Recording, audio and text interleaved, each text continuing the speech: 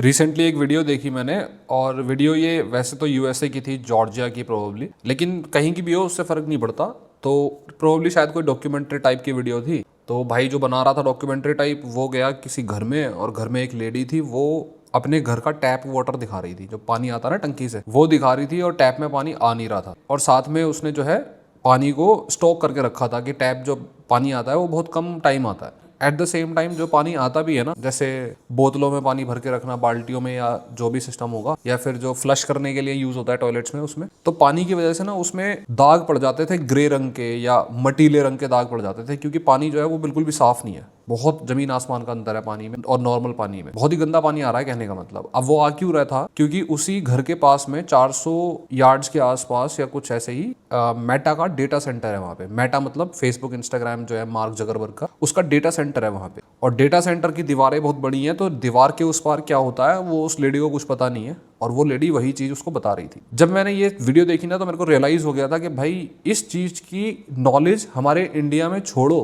कि क्या हो, इसकी नॉलेज क्या है, क्योंकि ये बहुत ही जरूरी है ह्यूमन सर्वाइवल के लिए। नॉलेज तो छोड़ो, लोगों को ये भी नहीं पता होगा डेटा सेंटर एक्चुअल में होते क्या है। तो इस बारे में ना ध्यान से सुनते जाना, क्योंकि लास्ट तक जाते जाते ना आपको ऐसा लगेगा कि भाई क्या ही बात हो रही है, क्या बात बता दी भाई ने, इसकी फीलिंग आपको 100% आ जाएगी। तो कहानी क्या है कि जब आप अपने फ़ोन को यूज़ करते हो ना और सोशल मीडिया पे पोस्ट वगैरह स्क्रॉल करते हो या पोस्ट डालते हो, तो ऐसा नहीं है कि ये सारा कुछ जो है ये कहीं तो स्टोर हो रहा होगा ना। आपने अपने फ़ोन में फ़ोटो खींचा तो वो आपकी फ़ोन की मेमोरी कार्ड में या जो भी उसकी हार्ड डिस्क होती है उसमें जाके वो सेव होता है, तब जाके आप उसको देख पाते हो काफ़ी दिन तक, है ना। वो भी आपका फ़ोन जो है वो 1-2 साल 3-4 साल से ज़्यादा चलता नहीं है, उसके बाद आप उसे छोड़ देते हो। आप अगर कोई पोस्ट इंस्टाग्राम या फेसबुक या किसी और सोशल मीडिया पे डालो ना, वो अब आज के 100 साल बाद भी वो आपको मिल जाएगा।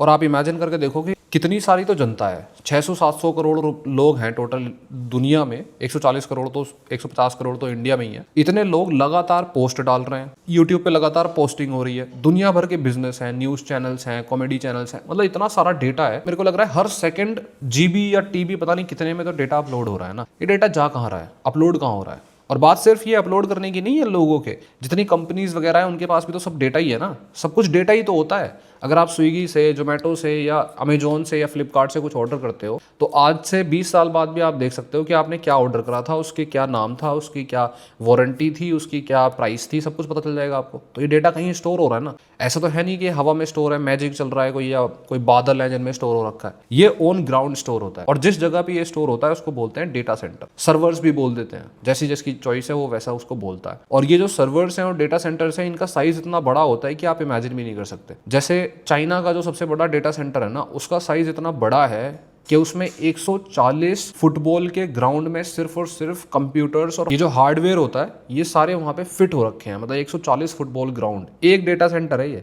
ऐसे पता नहीं कितने ही डेटा सेंटर चाइना में और कितने ही डेटा सेंटर पूरी दुनिया के अंदर। हालांकि एक चीज स्पेशल है कि जो डेटा सेंटर्स होते हैं ना, ये बहुत ही कम कंपनीज के पास है। जैसे मार्केट का सबसे बड़ा शेयर तो अमेजोन के पास है, अप्रोक्सीमेटली 30 से 35% तो अमेजोन ही है जो डेटा सेंटर्स जिसके पास है। अब ये जो बाकी की कंपनीज बची, जैसे स्विगी हो गई, नेटफ्लिक्स हो गई, नेटफ्लिक्स पे आप कोई मूवी चला रहे हो तो ऐसा थोड़ी ना है कि मूवी, नेटफ्लिक्स का जो डेटा है वो कहीं से तो आ रहा है ना। वो मूवी आप देख रहे हो कई जीबी की, भले ही वो ऑनलाइन चल रही है, आपके फोन में थोड़ी है, वो आप इंटरनेट से एक्सेस कर रहे हो, तो कहीं से तो आ रही है, वो डेटा सेंटर से आ रही है। नेटफ्लिक्स का डेटा सेंटर कहाँ है? नेटफ्लिक्स का डेटा सेंटर एक्चुअली डेटा जो वो अपना स्टोर करते हैं ना, वो करते हैं अमेजोन के पास। ऐसे ही जितनी भी आप कंपनीज देखते हो ना, फ्लिपकार्ट, स्विगी, जोमेटो, ये सब के सब किसी ना किसी का डेटा सेंटर यूज करते हैं। और मेजर 3 ही कंपनीज हैं जिनका डेटा सेंटर यूज करा जाता है, माइक्रोसॉफ्ट, अमेजोन, गूगल। इन्हीं के पास डेटा सेंटर्स हैं, क्योंकि बहुत एक्सपेंसिव होते हैं यार ये डेटा सेंटर सेट करना, बहुत ही मुश्किल है। और इतना बड़ा इंफ्रास्ट्रक्चर है, इतने सालों से मेहनत करी है डेटा सेंटर बनाने में, तो इतना आसान काम नहीं है कि हर कोई ओपन कर लेगा। तो ये बहुत ही बड़ा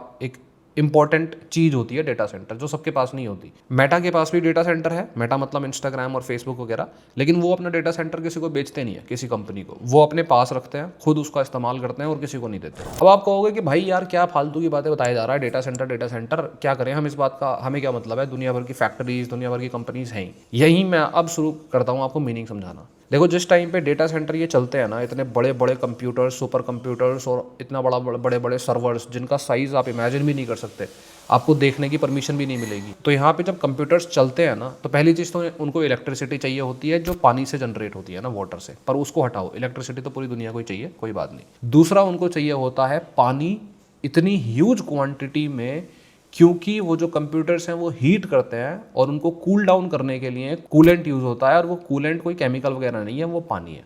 और इस केस में जब पानी का इस्तेमाल होता है ना, मैं आपको अभी क्वांटिटी बताऊंगा कितना पानी इस्तेमाल होता है। तो जितना पानी इस्तेमाल होता है, पहली चीज़ तो वो मोस्टली ग्राउंड वाटर से आता है, ज़मीन के अंदर से। तो जहाँ जहाँ पे ये डेटा सेंटर खुलते हैं वहाँ के ग्राउंड वाटर का क्राइसिस इतने गंदे लेवल पे होता है, वो भी आगे बताऊंगा। दूसरा, आप नॉर्मली घर में पानी इस्तेमाल करते हो, तो पानी इस्तेमाल करने के बाद में वो सीधे तैर तूर के चला गया नालियों में, और नाली के बाद में वो ग्राउंड में जाके रिचार्ज कर देता है ना। यहाँ जो यूज़ होता है ना वाटर, वो सीधा एवेपोरेट होता है, वो वापस निकल नहीं पाता। उस इतनी गर्मी होती है ना, हीट होती है कि वो भाप बन जाता है, और भाप बनने के बाद वो कहीं ऐसी जगह बरसेगा जहाँ पे ऑलरेडी बारिश बहुत होती है। जैसे अपने नॉर्थ ईस्ट रीजन में भाई हर दूसरे महीने फ्लड आती रहती है, बेचारे परेशान रहते हैं, उनको पानी की ज़रूरत नहीं है। पानी की जगह ज़रूरत है राजस्थान में या कहीं और, या बेंगलोर में, उनको पानी नहीं मिल पाता।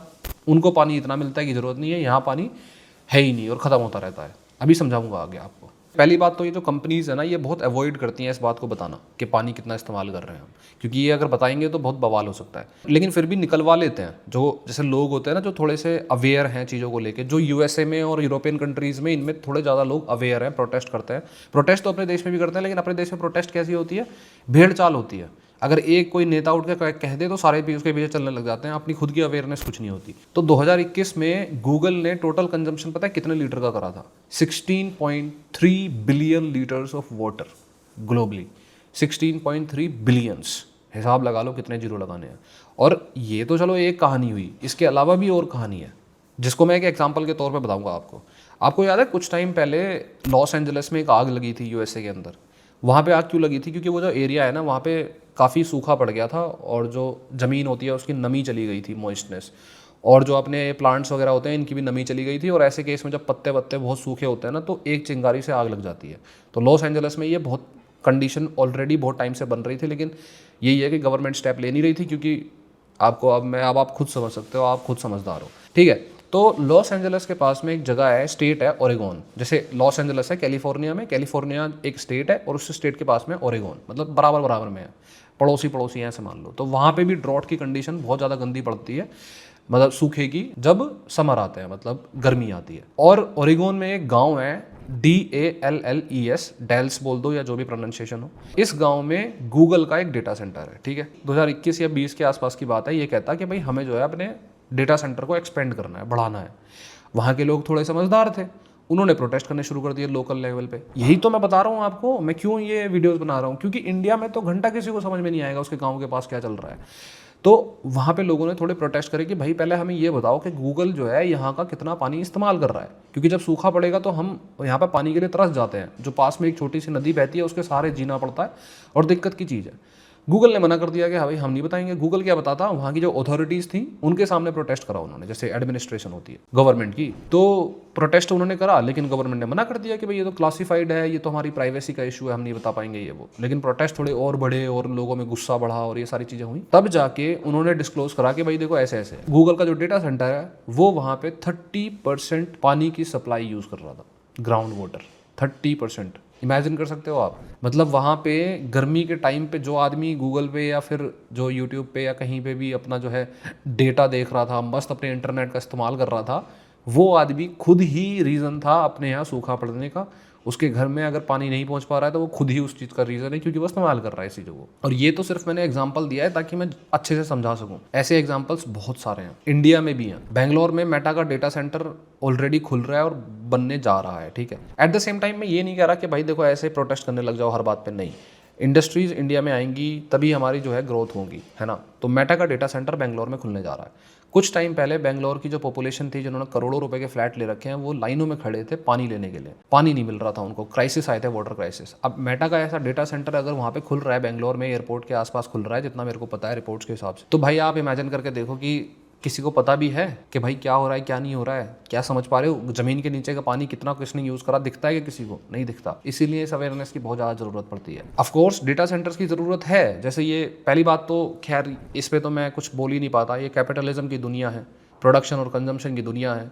लोग दुनिया भर की वीडियोस देखते हैं, नए नए फ़ोन्स, स्मार्टफोन्स इस्तेमाल करते हैं, 24 घंटे इंटरनेट का एक्सेस इस्तेमाल करते हैं। उसकी वजह से रिसोर्सेज पे जो लोड है ना वो एक्सट्रीम पड़ रहा है, एक्सट्रीम जितना आप नहीं सोच सकते।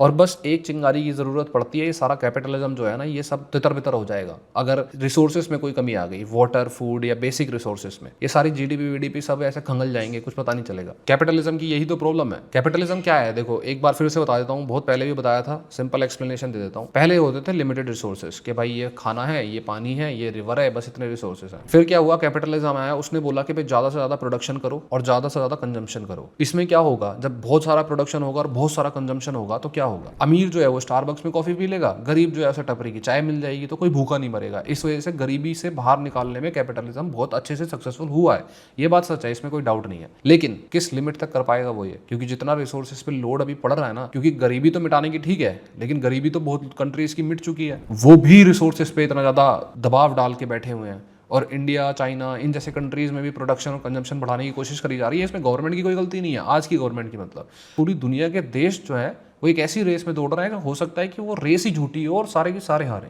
होपफुली आप समझ पाए होगे, ना समझ पाए हो तो कमेंट्स में आओ, डाउट्स आपके मैं क्लियर करूंगा, या फिर जो मेरे भाई बंधु हैं अपने सब्सक्राइबर्स वो क्लियर कर देंगे, बड़े समझदार लोग हैं, मैं देखता रहूंगा कमेंट्स वगैरह।